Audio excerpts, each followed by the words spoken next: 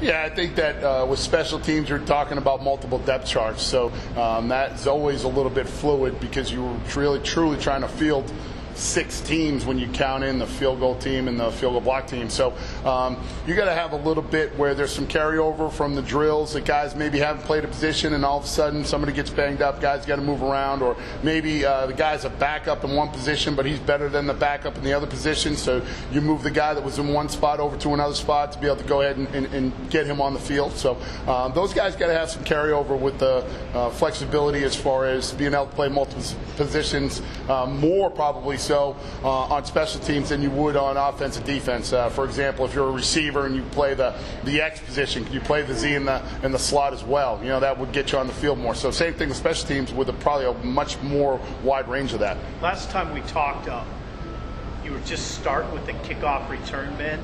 Have you narrowed that down a little bit to who might be doing that? Yeah, that's something that's continuing to take shape, and we've had a couple shots to work some guys back there.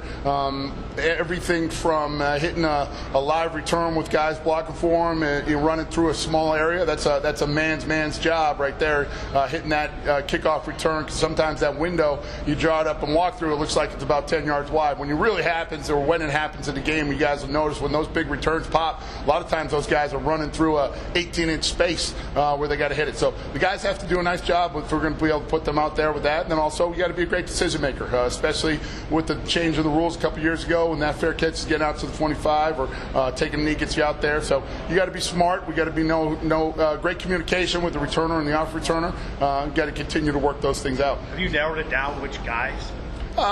We have a pool of guys that we're working on, that are going to continue to get reps and make sure that we use that right up until the game week. Okay. Does it matter for the number of reps that the kickoff guy and your starting punter, do they get more reps, less reps as you get closer to the opener?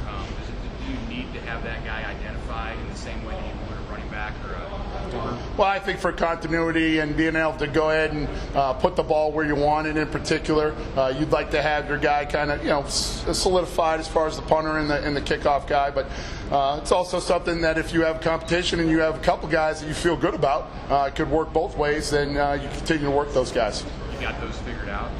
We're still working, same deal. Without giving away the keys to the castle or anything like that. We're working some guys, multiple guys at both positions. And same thing, you could have somebody, steps off the curve after leaving the training table and something happens. You better have a second guy ready to go. So it's not like we're separating, going, all right, hey, this is our guy and we're running with this. So we still have that competition's been going pretty good all summer, and I think honestly, when you have competition like that, it makes both guys better. So to be able to loosen up on that, I don't think is the right thing to do at this point. When you talk about multiple depth charts with special teams, like at this point in fall camp, how many guys does that include? Is that 50 guys? Is that 120 guys? I wouldn't say 120, but we say we have 110 in camp, and then generally the linemen, offensive and defensive linemen, don't have a huge part of it, but most of the rest of the guys on the team, maybe not the quarterbacks obviously, but you're working. We start each day off. It's the first thing we do is have a special teams meeting. I'd say vast majority of the team is in that meeting, and at least hearing our message and getting ready to at least learn the techniques and schemes and things like that. Maybe if they're not on the 22 deep as far as that depth chart goes, say we're going over kickoff return.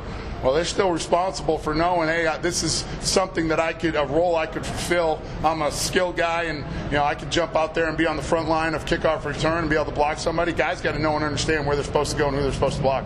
Talk a lot about starters who want to play special teams. How about for the number twos? How important is special teams for keeping them engaged? Maybe they're not getting the snaps on offense or defense to be contributing in that way.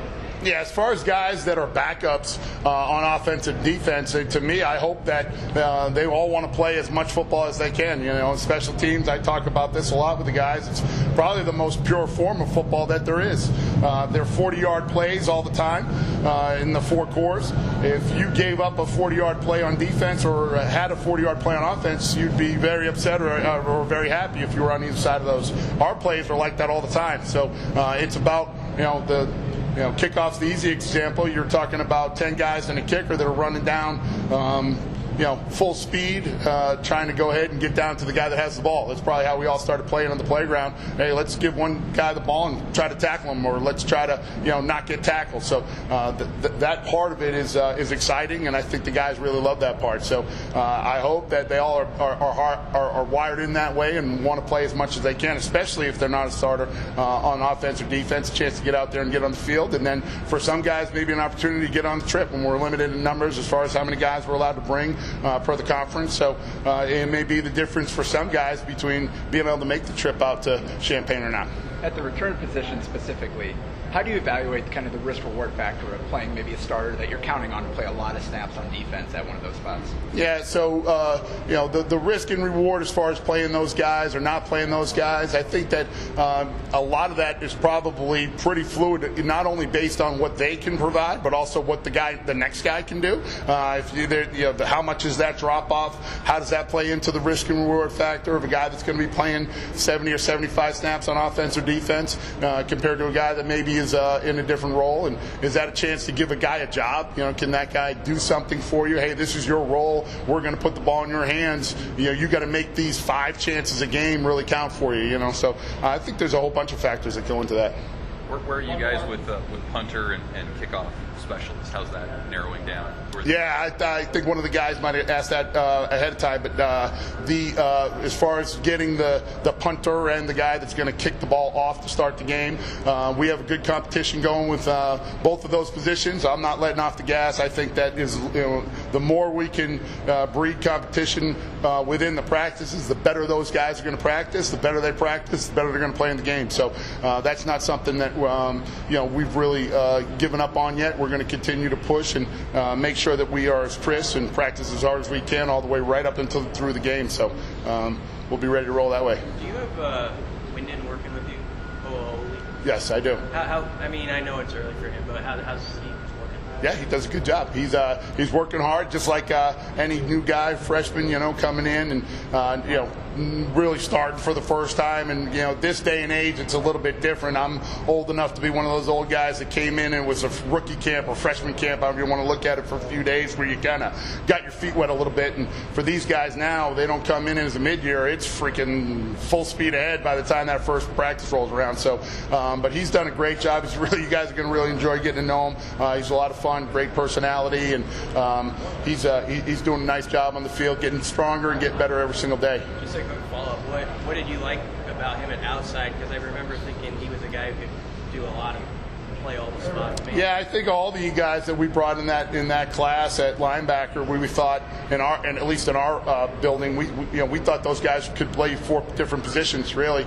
And he's a guy that he's got a great burst coming off the edge, and we're hoping he's going to be a guy that's going to develop into a great pass rusher. All right, thanks guys. Thank you. Thank you guys.